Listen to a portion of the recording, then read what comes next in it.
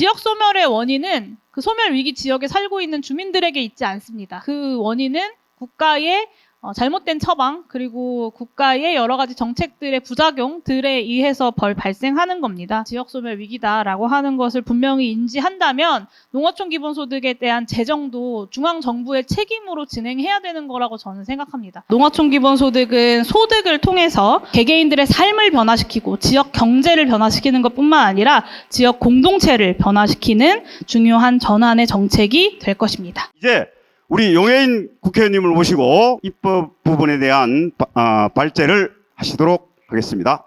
예, 큰 박수 부탁드립니다. 네, 용해인입니다. 반갑습니다. 네.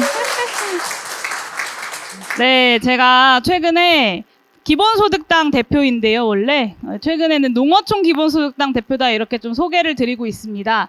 그만큼 농어촌 기본소득을 반드시 연내에 제정하겠다, 법을, 그리고 시행하겠다라는 의지를 가지고 전국을 다니는 거다라고 이해해 주시면 좋을 것 같습니다. 오늘로 전국 투어 다니고 있는 이제 6일차고요. 오늘 여러분들과 농어촌 기본소득에 대한 의지를, 열정을 적극적으로 함께 나누고 또 함께 힘을 모으기 위한 방안들을 모색해 나갈 수 있으면 좋겠습니다.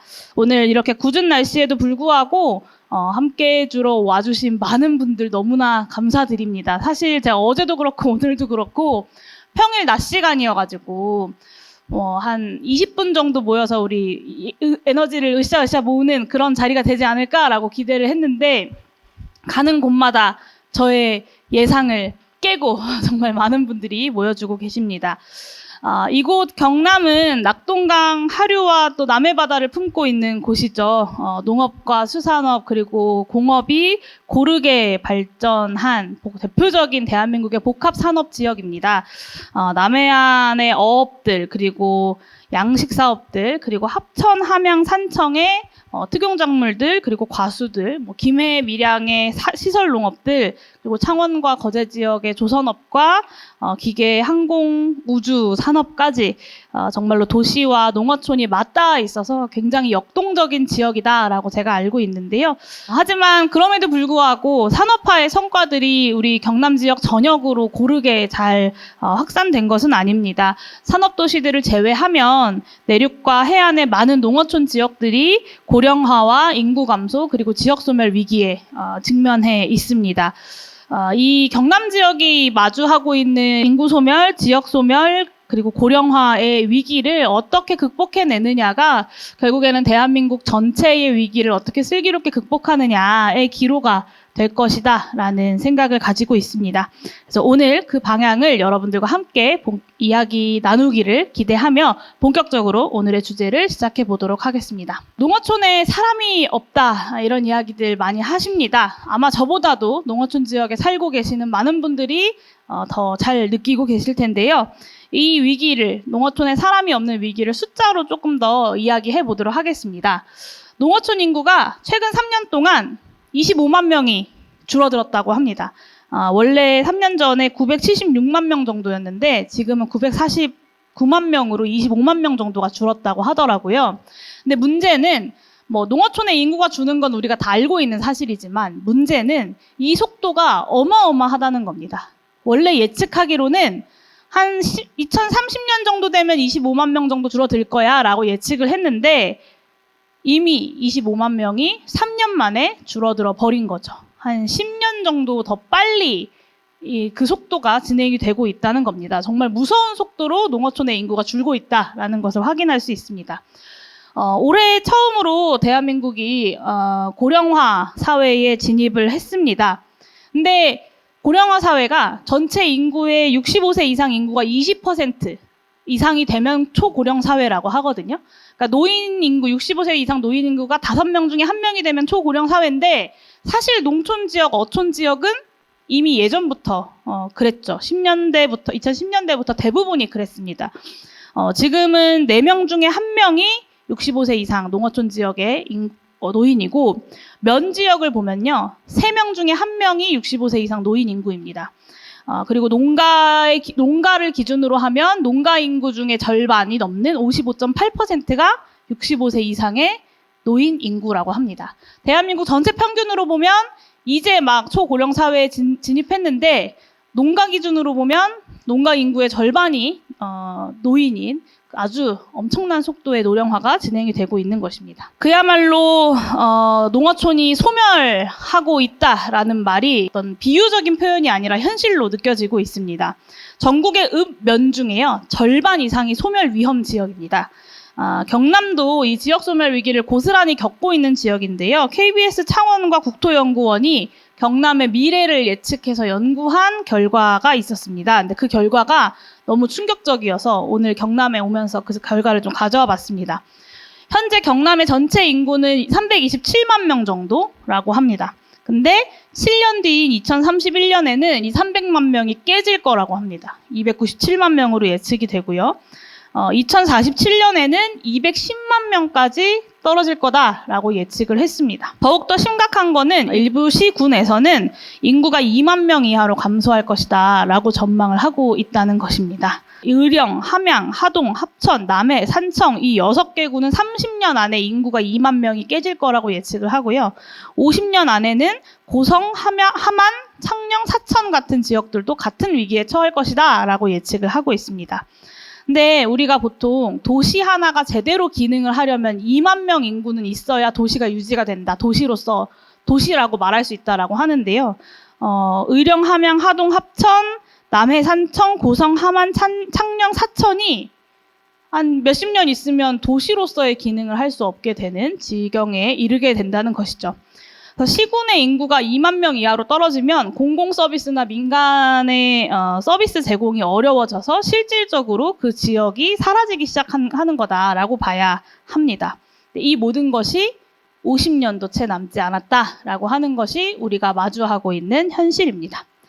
이런 문제를 우리가 이제 와서 막 이게 문제구나라고 한 건 아니죠. 옛날부터 알고 있던 문제입니다. 그리고 지역균형 발전이라고 하는 것을 2000년대 초반부터 대한민국의 중요한 정책 기조로 삼고 추진해 왔습니다.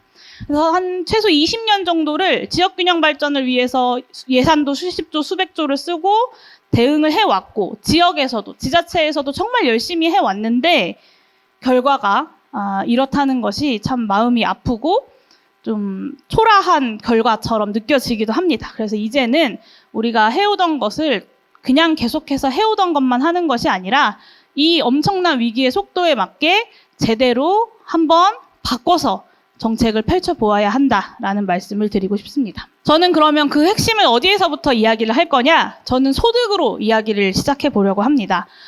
도시와 농촌 간의 소득 격차가 얼마나 심각한지 여러분들 느끼고 계실 텐데 그걸 좀 수치로 말씀드리고자 합니다. 지금 대한민국의 현실이다라고 이해해 주시면 되는데요. 도시의 가구와 농촌의 가구가 소득이 평균적으로 3,200만 원 정도 차이가 난다고 합니다. 연간. 그러니까 도시에 사는 가구는 농촌에 사는 가구보다 연간 3,200만 원 정도를 더 버는 거예요. 도시에서 일하면 3,200만 원을 더 버니까 농촌 지역에 살고 있는 사람들이 자꾸 농촌을 떠나서 도시로 가게 됩니다. 그리고 노인들의 빈곤율도 정말 심각한데요. 도시의 노인과 농촌의 노인, 농어촌 노인들의 빈곤을 따지면 2배 가까이 차이가 납니다.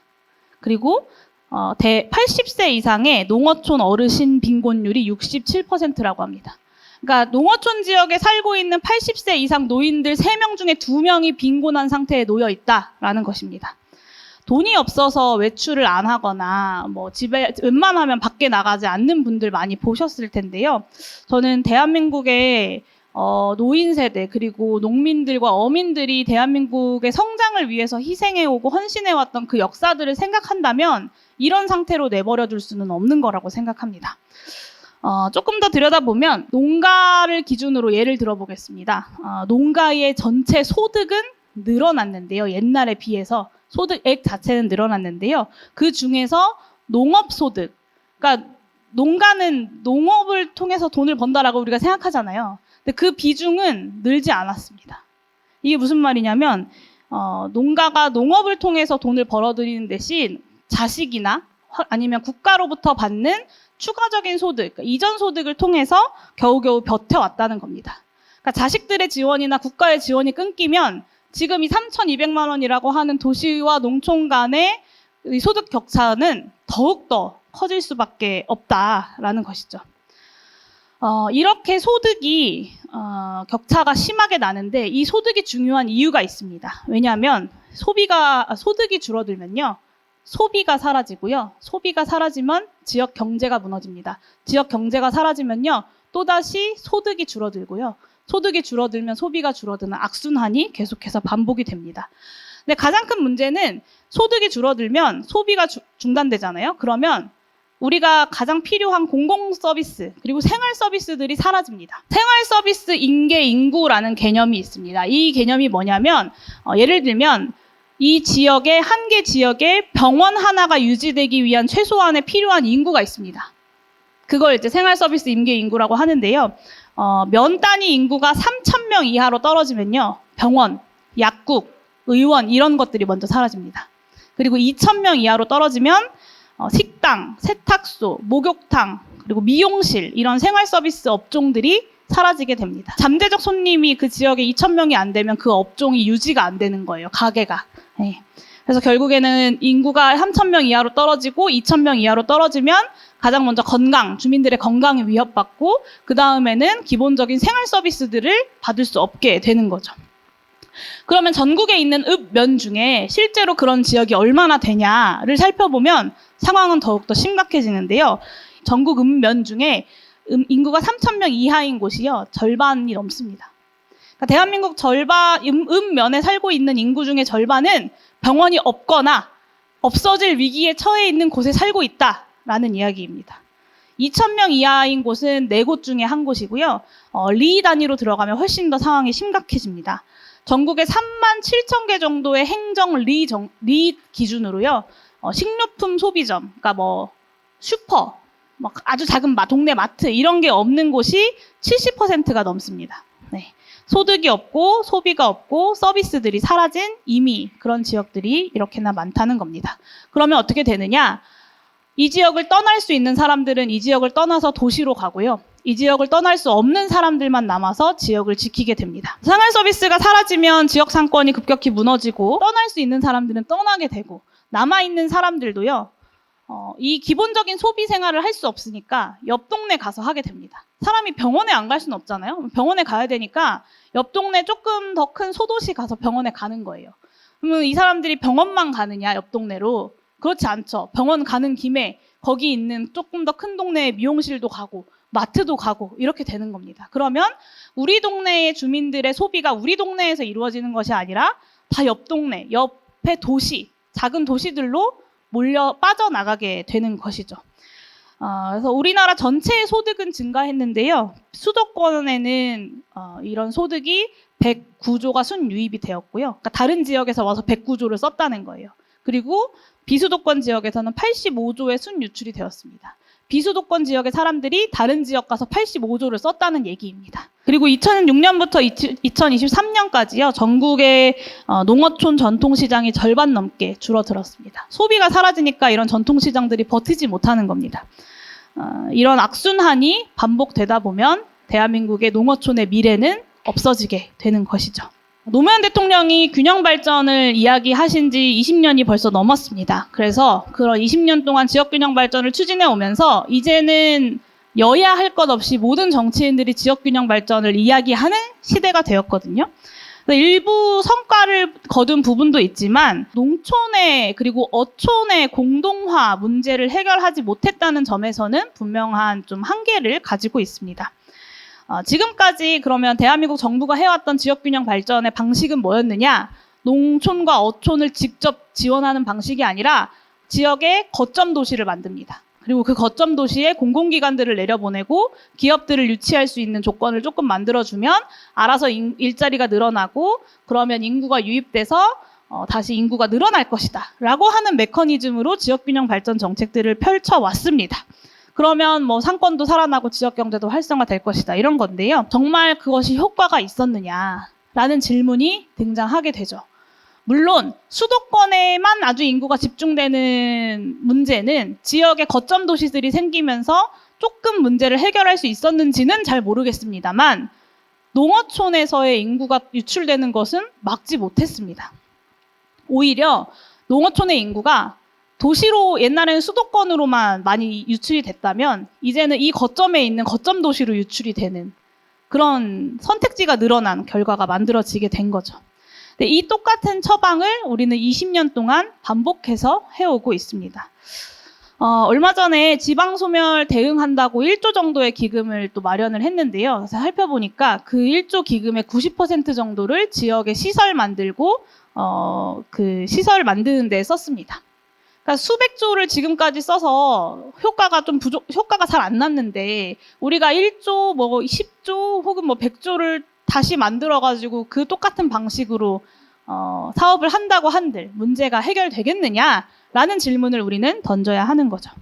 물론 지역에 시설 짓는 거 필요합니다. 그리고 지역민들도 그런 인프라를 누릴 수 있는 권리와 자격이 있고 그렇게 해야 한다고 생각합니다. 하지만 구체적으로 농어촌에 사람들이 정착해서 살 수 있는 정책이 없이는 아무리 시설 만들어봤자 그냥 팔이 날리는 시설들만, 정치인들의 업적들만, 치적들만 늘어나게 되는 것이다 라는 것이죠.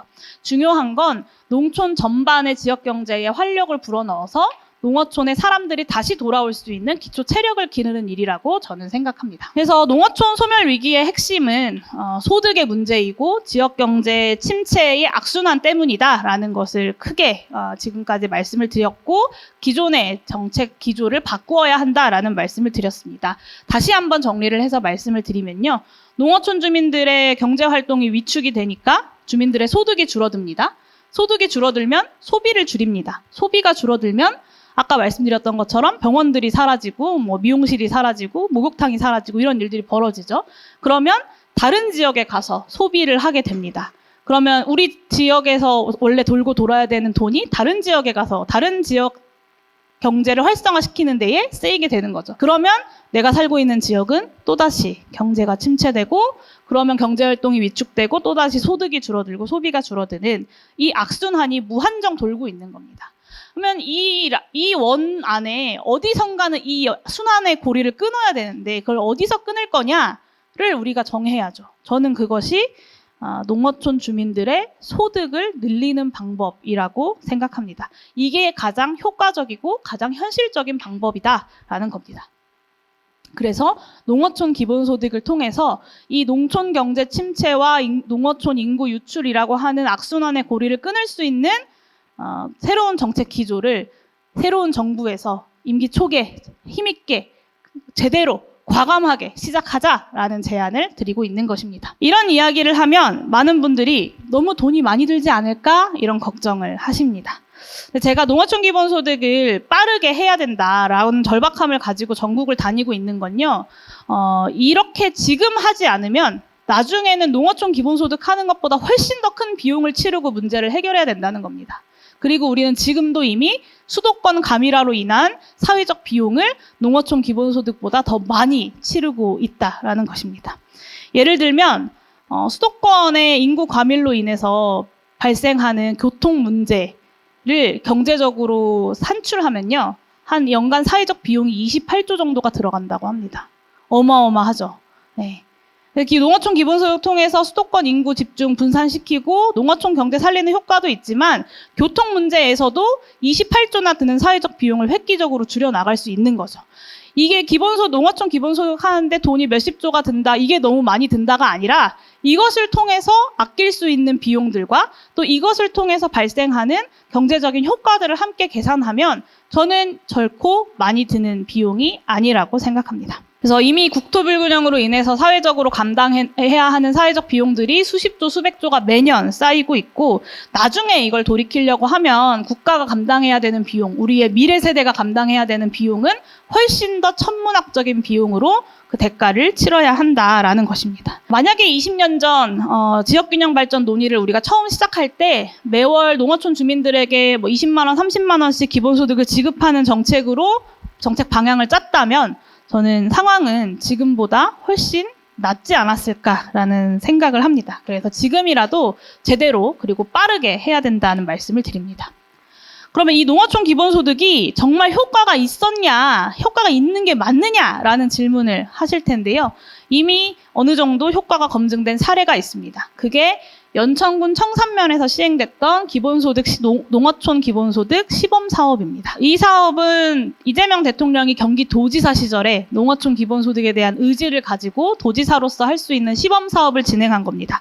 2022년부터 매월 15만 원씩 모든 청산면 주민들에게 지급을 하고 있고요. 사실 시범 사업이기 때문에, 그리고 국가 사업이 아니라 도 사업이기 때문에 한계는 조금 있습니다. 예를 들면 금액이 15만 원으로 좀 적고, 그리고 5년 동안 지급한다라고 하는 기한에 제한이 있었기 때문에 사실은 정책의 효과라고 하는 것이 구조적으로 제한될 수밖에 없음에도 불구하고 농어촌 기본소득이 가져올 우리 사회의 변화의 가능성을 굉장히 잘 보여주고 있습니다. 먼저 주목할 점은 인구의 변화인데요. 여러분들이 보고 계시는 표는 오른쪽에 있는 건 전체 인구표고요. 연천군 청산면 인구표가 왼쪽 표입니다. 보시는 것처럼 청산면은 농촌 기본소득을 시행한 이후에 인구가 확 늘었습니다. 기본소득을 시행한다고 하니까. 시간이 지나면서 다시 조금씩 줄기는 했지만 이거를 연천군 전체랑 비교하면요.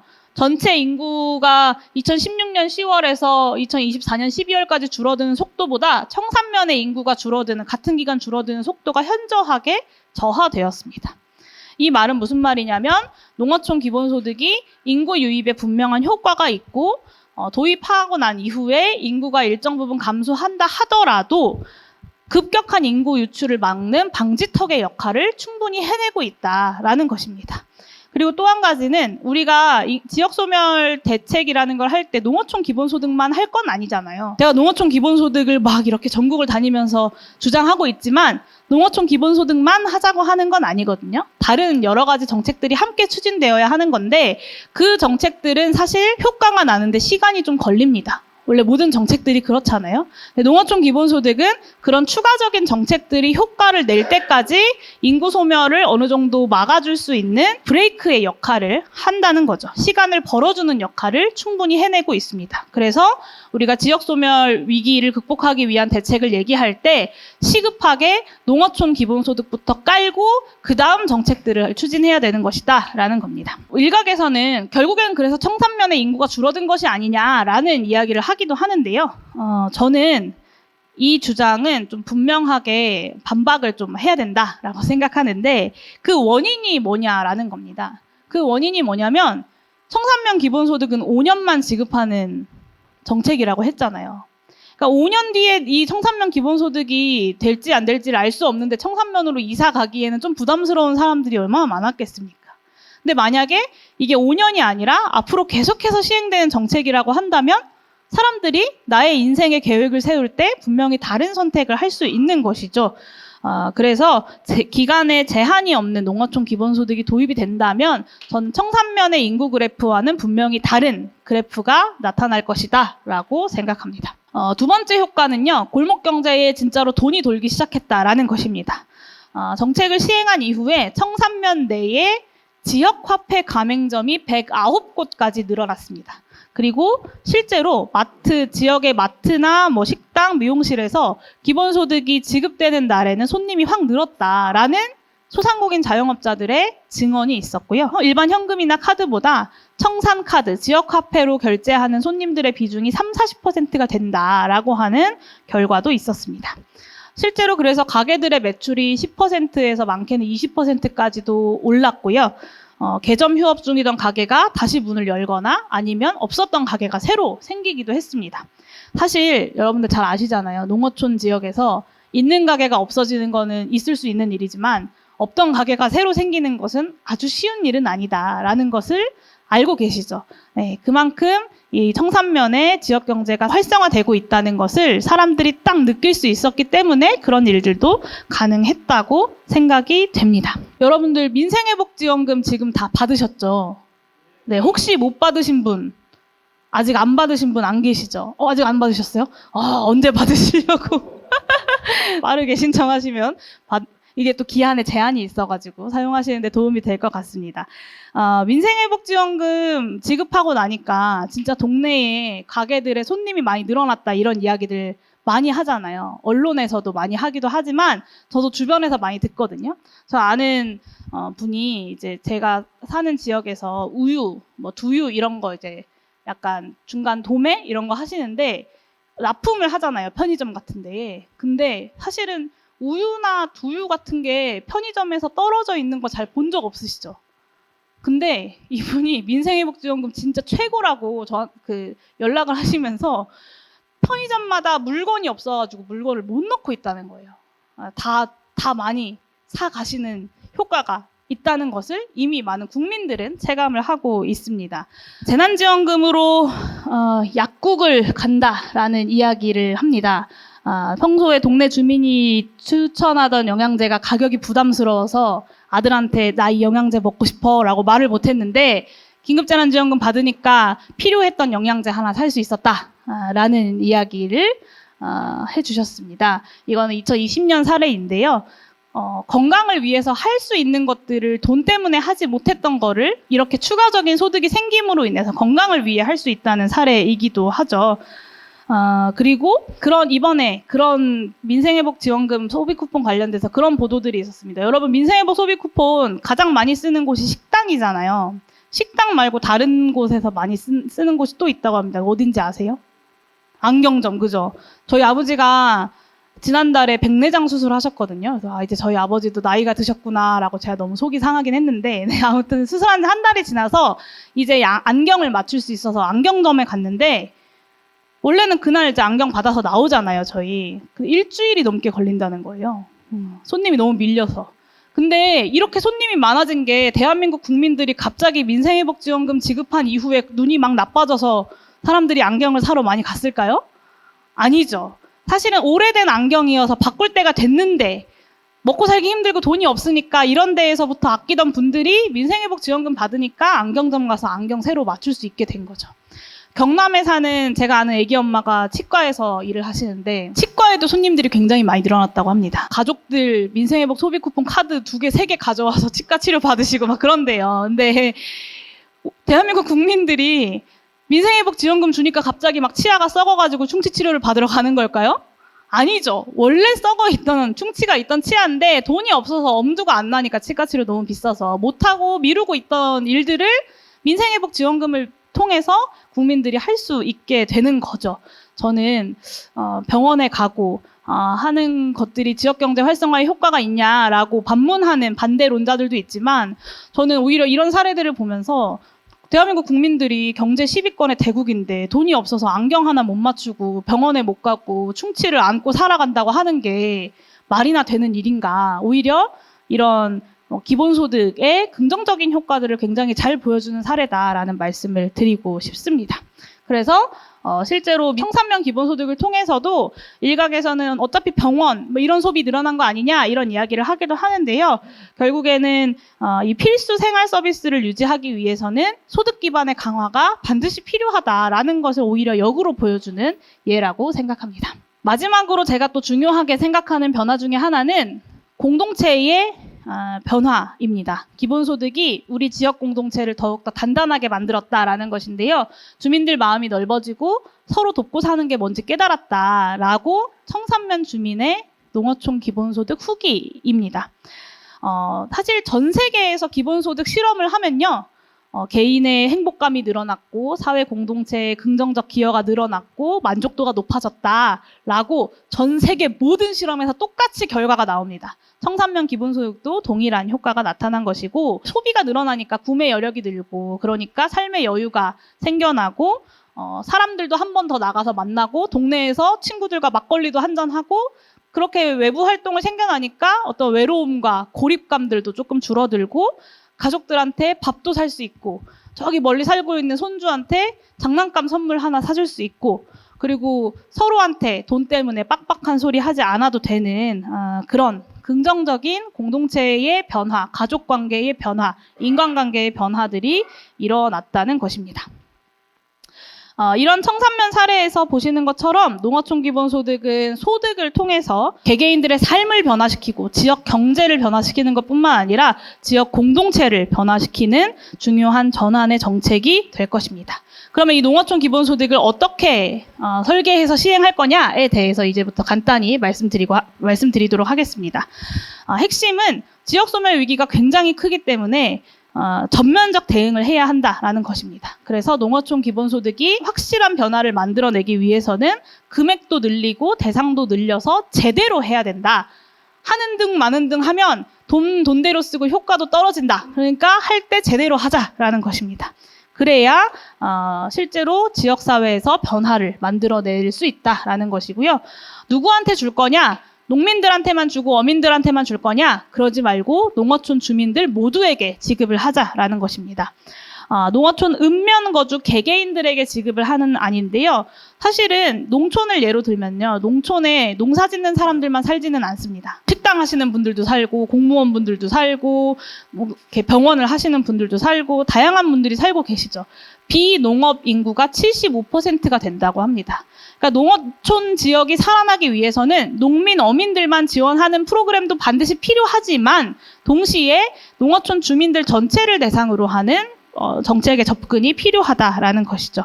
그리고 청산면의 실험이 갖고 있는 하나의 약점이 뭐냐면 한 개의 면, 그러니까 군 단위 내에서 한 개 면에서 하니까요. 사실은 경기도의 인구 많은 지역들에서 청산면으로 이사를 와야 되는데 그게 아니라 연천군 내에서 다른 면에서 이 면으로 이사를 오는 사례들이 있었다고 합니다. 그래서 실제로 외부에서 그리고 도시에서 사람들이 유입되기 위해서는 농어촌 지역 주민들 전체를 대상으로 해야 된다라는 말씀을 드립니다. 그리고 단계적으로 확대해 나갈 수도 있다고 봅니다. 재정 여건이 너무 어렵다. 윤석열 정부 3년 동안 대한민국 재정에 정말 파탄이 났다고 하고 경제가 정말 어렵다고 하는 것은 저도 너무 잘 알고 있습니다. 그래서 시범사업 할 수 있고 단계적 도입할 수 있지만 너무 더디게 가서는 안 된다라는 것이고요. 지금 이야기 나오고 있는 뭐 보도를 통해서 이야기되고 있는 것처럼 뭐 전체의 시, 군, 구 중에 한 곳 주거나 아니면 10곳 주거나 농어촌 인구의 한 1% 정도 주겠다. 이런 방식으로는 인구 소멸 막을 수 없다라는 것입니다. 제가 지역에 다녀보면서 그런 통계들을 좀 찾아봤었어요. 작년 한 해 동안 이 지역에 태어난 신생아들의 수, 출생신고된 아이들의 수가 몇 명인가 이런 거를 확인해 보면요. 현장에 다니면서 아이들 태어나는 숫자를 확인하고 농어촌 지역에 어르신들이 얼마나 많이 사시는지를 확인하고 나니까 제가 보고 있는 이 마을이 10년 뒤면 통째로 사라지겠구나 이런 생각을 하게 되더라고요. 어제 만난 경북의 한 분이 무슨 말을 하셨냐면요. 본인이 이제 60대의 막내 이장인데 이분들 다 떠나보내는 것이 나의 일이구나 라는 생각을 하셨대요. 네. 얼마나 서글픈 이야기입니까? 네. 나 혼자 남는 건가? 이런 생각을 하셨다고 하더라고요. 너무 더디게 가서는 안 된다. 그렇게 시급한 만큼 전국적 실현을 목표로 할 수 있어야 되고 단계적으로 한다고 하더라도 빠르게 확장시킬 수 있고 정책 효과를 볼 수 있을 만큼의 규모로 단계적 도입을 해야 된다라는 것입니다. 그러면 얼마를 줄 거냐? 당연히 충분히 줘야 하는데요. 제가 제안드리는 금액은 연간 360만 원, 월 30만 원 정도입니다. 근데 이거 왜 이 정도 금액을 제안을 드리냐? 제가 아까 도시와 농촌 간의 소득 격차가 한 3,200만 원 정도 난다고 했잖아요. 3,200만 원을 지금 당장 다 메꿀 수는 없으니까 한 그중에 4분의 1 정도는 농어촌 기본소득으로 메꾸자. 그게 한 연간 360만 원 정도 수준이 되는 겁니다. 그래서 그 정도로는 시작을 하자라는 것이고 앞서 말씀드린 것처럼 지역경제 활성화가 이 정책의 또 핵심적인 정책 목표이기 때문에 이 지역 내에서 대부분이 소비가 될 수 있도록 지역화폐로 지급을 하자라는 것입니다. 마지막으로 또 중요한 방향이 이 농어촌 기본소득 정책 중요한 거 알겠다. 근데 이거 그러면 어느 부처에서 책임지고 할 거냐? 예전에는요. 농식품부, 농림부에서 이거를 담당하는 거라고 다들 생각했어요. 이유는 없어요. 농어촌 기본소득이니까 다들 그렇게 생각했어요. 저도 그랬습니다. 그런데 사실 지금도 농정 예산 굉장히 빡빡하잖아요. 힘도 약하고 예산도 적은 부처에 농어촌 기본소득이라고 하는 큰 사업을 갖다 두면 기존에 있던 빡빡한 농정 예산 침해해가면서 그 예산 없애가면서 이거 추진하게 될 수도 있거든요. 그런 일이 발생해서는 안 된다. 더군다나 실제로 농어촌 기본소득은 각 지자체들이랑 조정해가면서 해야 되는 것이고 지역소멸 대응책으로서 하는 것이기 때문에 그 주무부처인 행정안전부가 힘도 센 부처고 예산도 많은 부처가 그 역할을 하는 것이 좋겠다라는 것입니다. 그래서 제가 지난달에 행정안전부 장관 인사청문회 하면서 이거 농식품부가 하지 말고 행안부가 가져와서 하시는 게 어떻냐라고 질문을 했고 그렇게 하겠다라는 답변을 받았습니다. 저 잘했죠, 여러분? 네. 네, 그래서 행안부가 의지를 가지고 제대로 추진할 수 있도록 제가 행정안전위원회에 있기 때문에 또 열심히 하겠다라는 약속을 드리고요. 그리고 이 법을 저 혼자 발의하는 것이 아니라 행정안전부에서 하는 법안으로 발의를 한다고 했잖아요. 그래서 행정안전부의 부를 감시하는 국회 담당 위원회인 행정안전위원회가 있습니다. 여기 위원회 위원장님이 전남 나주화순의 신정훈 위원장님이신데요. 신정훈 위원장님과 제가 함께 대표 발의를 하게 되었습니다. 그거는 저 혼자 발의하는 게 아니라 실제로 행정안전위원회 위원장인 신정훈 위원장님이 의지를 가지고 이 법안 추진을 함께 한다라는 의미입니다. 그래서 이런 발의를 시작으로 9월부터 시작될 정기회에서 더욱더 입법에 박차를 가할 예정입니다. 국회에 이 법안이 발의가 되면 이제 국회에서 논의를 하게 될 텐데요. 제가 발의하고 소개드린 이 법안이 국회에 발의된 여러 농어촌 기본소득 법안들 중에 가장 과감하고 농축적인 법안입니다. 그래서 농어촌 기본소득을 주장하시는 여러 운동단체들, 우리 전국연합과 여러 함께 활동하시는 분들 그리고 지역들의 목소리를 듣고 조율하고 같이 고민하면서 만들어낸 법안이거든요. 근데 이런 이야기 하시는 분들도 계세요. 정부에서 어차피 이재명 대통령이 후보 시절부터 공약했던 건데 굳이 법안까지 만들어서 해야 돼? 라는 질문도 하십니다. 그런데요. 저는 법안으로 만들어서 예산을 법에 따라서 편성을 해야 정권이 바뀌냐 안 바뀌냐에 따라서 이 사업이 부침을 겪지 않을 수 있다고 생각합니다. 그래서 이재명 정부가 이재명 대통령의 의지를 갖고 추진하는 이 사업이 힘을 받아서 잘 가기 위해서라도 반드시 법제화가 필요하고 법을 통해서 예산을 편성해야 된다라고 생각합니다. 그래서 국회에서 의원들끼리만 이 법안 논의하고 끝내는 것이 아니라 국민들과 함께 국민들이 국회에서 이 법안이 제대로 그리고 용해인이 주장하는 것처럼 과감하게 하자라고 지역구 의원들, 그리고 여러 국회의원들, 큰 정당의 의원들 달달달달달 볶아주셔야 실제로 이런 방향으로 추진이 될 수 있다는 점을 말씀드립니다. 그래서 여러분들의 힘과 참여가 정말로 중요하고요. 여러분들이 견인해 주셔야 국회에서도 그 목소리를 받아 안아서 저도 더 힘과 동력을 가지고 동료 의원들을 설득해 나갈 수 있을 것 같습니다. 꼭 그렇게 해주시기를 요청드립니다. 그래서 저와 기본소득당은 농어촌 기본소득법을 연내 제정하겠다라고 앞서 말씀을 드렸는데요. 7월에는 전남 전북 지역의 주민들과 조직들을 만났고요. 이번에는 충남 경북에 이어서 오늘 경남 지역을 다니고 있습니다. 그래서 이렇게 여름 동안 만나 뵙고 있는 농어촌 조직들과 주민분들의 요구를 모아서 초당적으로 힘을 모아 나가는 것에 집중을 하려고 합니다. 그래서 9월부터는 전국적 농어촌 기본소득 추진 연대를 초당적으로 기본소득당만 하는 게 아니라 당에 상관없이 초당적으로 모아내는 구성을 해보려고 합니다. 그리고 10월부터는 농어촌 기본소득 입법청원 국민서명운동도 추진을 할 예정이고요. 국회에서 그리고 전국적으로 농민들, 어민들 그리고 뭐 지역 소상공인들 다양한 주체들의 도입 촉구 기자회견도 추진해 보려고 하고 국회에서 한 200명 정도 모이는 큰 규모의 국회 토론회도 추진을 해 보려고 합니다. 네, 그리고 11월, 12월에는 그 서명운동과 전국적으로 모이는 힘을 모아서 입법청원 국민대회를 한번 크게 성대하게 치러내고 그 힘으로 이제 11월, 12월에 국회는 법안과 예산을 심사하는데요. 11월, 12월 진행되는 법안 심사, 예산 심사에서 농어촌 기본소득법 제정하고 예산까지 확보해내는 목표를 가지고 있습니다. 그래서 저와 기본소득당이 이런 사람들 더 만나면 좋겠다. 이런 단체 더 만나면 좋겠다. 여기 좀 더 설득하면 좋겠다. 이런 곳들을 많이 제안해 주시면 저와 기본소득당이 더 열심히 뛰겠습니다. 네, 이제 마무리할 건데요. 우리 모두가 사실 12월 3일 내란의 밤 이후에 정말 쉼없이 달려왔습니다. 정말 위대한 국민들의 저력으로 내란을 막아내고 정권교체까지 해냈습니다. 그리고 이제 정말 본격적인 개혁의 시간이 열렸습니다. 저와 기본소득당은 첫 번째 개혁 과제로 농어촌 기본소득을 선택했습니다. 이 정책이 대한민국의 농어촌 지역을 지키고 더 나아가서 대한민국의 미래를 지키는 일이라고 생각했기 때문입니다. 그리고 전국민 기본소득으로 나아가는 첫 걸음이 될 것이라고 확신하기 때문입니다. 근데 이 중요한 건 이 길은 저 혼자 걷는다고 되는 것이 아니다라는 것입니다.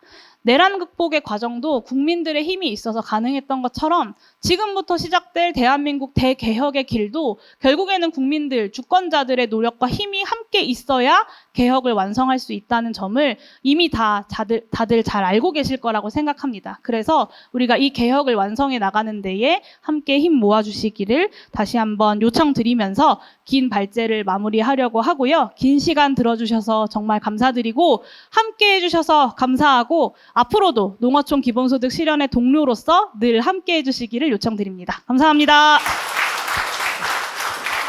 지금 전에는 지금 병의원이 없는 곳도 많습니다. 혹시나 큰 치료를 위해서 이 병원을 와야 이게 병의원이나 이런 사회 기초시설에 대해서 사용처를 제한하지 않는 게 어떨까 싶어서 제가 여쭈어보는 겁니다. 질문 주신 거랑 토론에서 나온 이야기들이랑 마무리랑 한 번에 해야 되는 업무를 맡았습니다. 일단 제가 발의한 법안을 2026년 1월 1일부터 시행하는 걸로 해두었습니다. 그래서 11월에 통과를 시키면 국무회의에서 의결하고, 물론 이거는 법안 심사 과정에서 시행 일자는 좀 달라질 수 있습니다. 법안을 빠르게 통과시키면 통과시킬수록 시행일도 땡길 수 있는 건데요.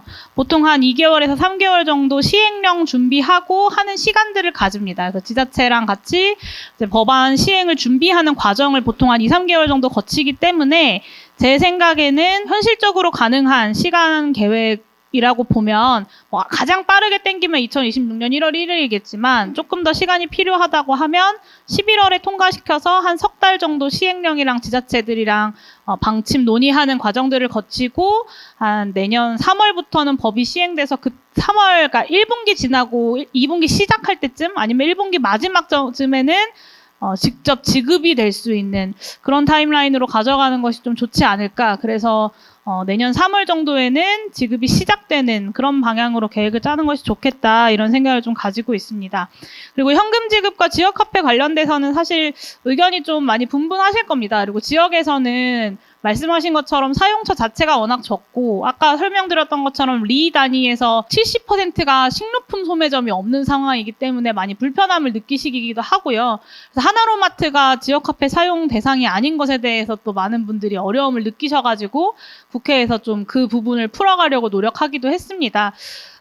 일단 제 법안에는 현금으로 지급하되 지자체장이 결정하면 지역 화폐로 줄 수 있다라고 되어 있습니다. 법안은 그렇게 되어 있는데요. 사실 지역 화폐로 지급하고 있는 많은 정책들이 다 이런 방식으로 되어 있습니다. 근데 저는 개인적으로는 지역 화폐로 지급하는 것이 이 법안의 취지에는 좀 맞겠다. 왜냐하면 지역 소멸이라고 하는 그 지역의 지역 경제를 활성화시키고 인구가 유입되게 하는 목적을 달성하기 위해서는 좀 그런데, 문제는 그러면 그 지역에 한해서는, 지역 소멸 위기 지역에 한해서는 지역 화폐 가맹이 가능한 업종을 늘리거나 좀 연간 매출, 사실 근데 소멸 위기 지역에 있는 그 매출 단위들이 10억이 넘어가는 건 제가 봤을 땐 좀 쉽지 않아서 사실 이게 뭐 지역 화폐 사용처의 문제일까라고 하는 생각은 사실 좀 듭니다. 그런 면에서 오히려 여러 가지 다양한 어떤 인프라나 서비스 제공하는 애초에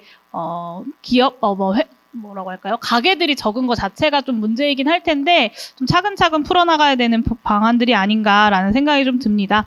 그리고 마지막으로 이 농어촌 기본소득을 법안으로 제출드리는 이유에 대해서 아까 발제에서도 말씀드렸는데요. 그러니까 시범사업으로 시행하다가 사라지는 것이 아니라 법제화시켜서 법에 따라 예산이 강제적으로 편성되게 만들기 위해서 법을 만들고자 하는 겁니다. 이재명 정부 다음에 혹은 그 다음 정부가 어떤 정부가 들어온다 하더라도 지역소멸 대응을 위한 농어촌 기본소득은 간다라고 하는 것을 국민의 대표자들인 국회가 모여서 법으로 정하는 것에 의미가 있는 것이고, 그래서 시범사업이 아니라 해야 하는 것으로 명확히 법률로 규정을 하자라는 제안을 함께 드리고 있는 것입니다. 그리고 현실적으로 군 단위에서 농어촌 기본소득을 시행하기 위한 재정이 사실 녹록지 않습니다. 저도 너무 잘 알고 있고요. 군 차원에서 노력하시는 것도 당연히 필요하지만 중앙정부의 예산이 없으면 또 진행하기 어려운 측면이 저는 분명히 있다고 생각합니다. 지역 소멸의 원인은 그 소멸 위기 지역에 살고 있는 주민들에게 있지 않습니다. 그 원인은 국가의 잘못된 처방 그리고 국가의 여러 가지 정책들의 부작용들에 의해서 발생하는 겁니다. 전 사회적인 농어촌을 수탈하는 대한민국 체제가 만들어낸 결과가 지역소멸 위기다라고 하는 것을 분명히 인지한다면 농어촌 기본소득에 대한 재정도 중앙정부의 책임으로 진행해야 되는 거라고 저는 생각합니다. 사실 처음에 법안을 준비하면서 단체들과 만날 때 국비 100%로 하자라는 제안을 좀 드렸었고요. 저는 최소한의 지방정부의 책임성을 강화하기 위해서 뭐 8대 1대 1이나 뭐 9대 0.5 대 0.5 정도의 매칭은 필요하다라고 하는 의견에 일견 수긍하면서도 국가의 책임성이라고 하는 부분은 분명히 가져가야 된다라는 생각을 좀 가지고 있습니다. 그래서 국비를 통해서 농어촌 기본소득에 사용되는 재원의 많은 부분을 국가가 책임져야 한다라는 점을 좀 말씀을 드리고요. 앞서도 말씀드렸지만 세계 경제대국 12위의 나라에서 저는 이 정도 한 30조 원 정도의 농어촌 기본소득을 하지 못한다고 생각하지 않습니다.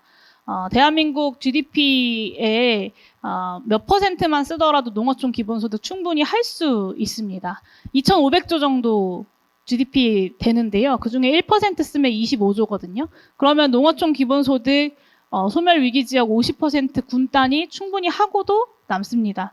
윤석열 정부가 과감하게 윤석열 대통령이 정말 쿨하게 연간 18조 원씩 부자 감세 해줬거든요. 부자들 세금 깎아주는 건 그렇게 쿨하게 아무렇지 않게 18조 원 지출할 수 있는데 왜 농어촌 살리는 농어촌 주민들에게 혜택이 되는 이 정책에는 그만큼 돈 못 쓰겠습니까? 저는 충분히 이것이 대한민국의 미래라는 것을 국민들에게 설득하고 또 정치에서 그 노력들을 해나간다면 이 정도 예산 마련하는 거 어렵지 않다고 보고요. 더군다나 윤석열 정부가 부자들 세금 깎아줬던 거 원상복구하는 것이 지금 이재명 정부의 중요한 정책 과제이기도 합니다. 그러면 그렇게 다시 확보한 세수, 그렇게 다시 복구한 재정을 어디에 먼저 쓸 거냐? 의 문제에 있어서 우선순위를 정해야 되는 문제가 또 있죠. 저는 그 우선순위에서 지역소멸 위기 문제가 결코 밀리지 않는다고 생각하고요. 이 지역소멸 위기의 어떤 심각성을 생각한다면 윤석열 정부의 어떤 실정을 다시 복구하는 재정을 가장 먼저 농어촌 기본소득으로 투입한다라고 하는 것을 정부가 천명하는 것도 상당한 역사적이고 정치적이고 실질적인 의미가 있을 거라고 생각합니다. 강조해서 말씀드리는 것처럼 결국에 이 농어촌 기본소득 실현하기 위해서는요. 지역에서 그리고 현장에서 더 많은 목소리들이 나와야 합니다. 물론 어제도 수도권 사람들 어떻게 설득할 거냐라는 질문을 주시기도 했습니다. 수도권 사람들 이 설득하는 과정 당연히 필요하지만 그러기 위해서는 농어촌 지역 주민들의 현장에서의 목소리가 모여 있어야 하고 동력이 형성되어야지만 정치에서도 그리고 전체 사회의 담론 지형에서도 수도권의 이 농어촌 문제에 관심 없는 사람들의 관심을 모아낼 수 있는 것이라고 생각합니다. 그렇기 때문에 주권자 국민들 그리고 농어촌 지역에 살고 있는 주민들의 목소리가 너무나 중요하다고 생각합니다. 오늘 이 간담회 마치고 또 남해 간담회 마치고 나면 8월 말부터 본격적으로 법안도 발의하고 서명운동도 돌입하고 토론회도 진행하고 기자회견도 하고 국민대회도 열게 될 텐데요. 그 과정마다 많은 분들이 경남 지역에서도 함께 해주시기를 요청드리고 여러분들의 그런 노력이 저는 경남을 바꾸고 또 대한민국을 바꿀 것이라고 확신합니다. 그 길에 함께 해주시기를 요청드리면서 저도 늘 함께하겠다는 약속드립니다. 감사합니다. 예, 감사합니다. 우리 농어촌 기본소득 농어촌 기본소득